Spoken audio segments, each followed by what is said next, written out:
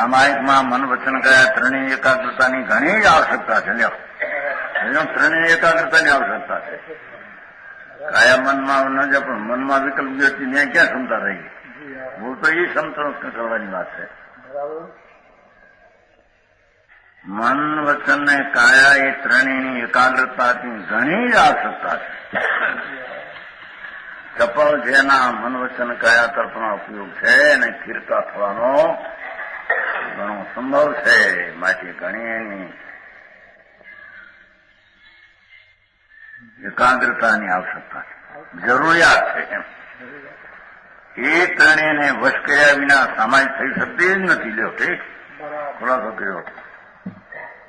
મનથી છૂટ રાખવું કાયાથી આમ ઠીકનું આ સામાયિકમાં એમ ન હોય, બીજા પ્રકરણમાં હોય, બીજા પ્રકારમાં ઘણા પ્રકાર હોય.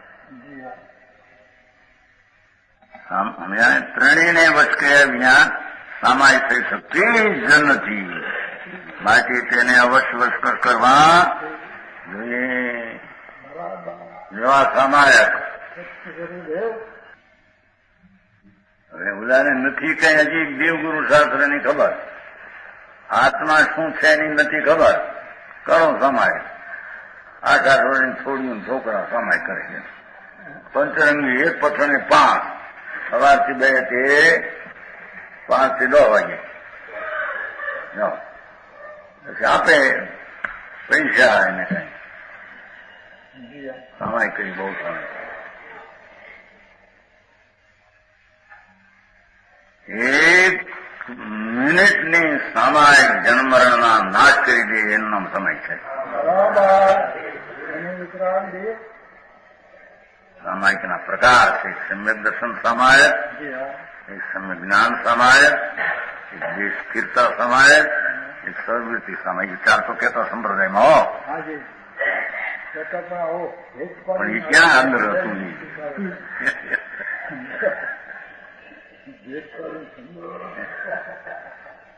સામાયિક પહેલી સમ્યક દર્શન સામાયિક છે એમ કહેતા. જો પેલું સમ્યક દર્શન વિનાય સામાયિક હોય નહીં, દેશ ફિરતી ને સામાયિક ન હોય.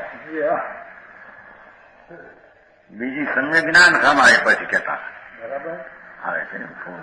અનુયોગ ધર્મ આવે છે. એ કંઈક આત્મામાં તો પણ આવતું હતું. સમ્યક જ્ઞાન એ પણ એક શુદ્ધ સ્વરૂપનું ભાન, એ પણ સામાયિક. અને સ્થિરતા નો અંશ છે એ નિશ્ચિત સમાય. વિશેષ સ્થિરતા છે. સમજાણું જીવન તો ત્રણેયને વશ કરવા. ત્રણમાં એકની છૂટ નહીં. બધા ભંગ પાડે છે કે વસ્તુને સમજતા નથી. સમાય કેવી હોય ને સમજતા નથી એમ સમજાણું થાય.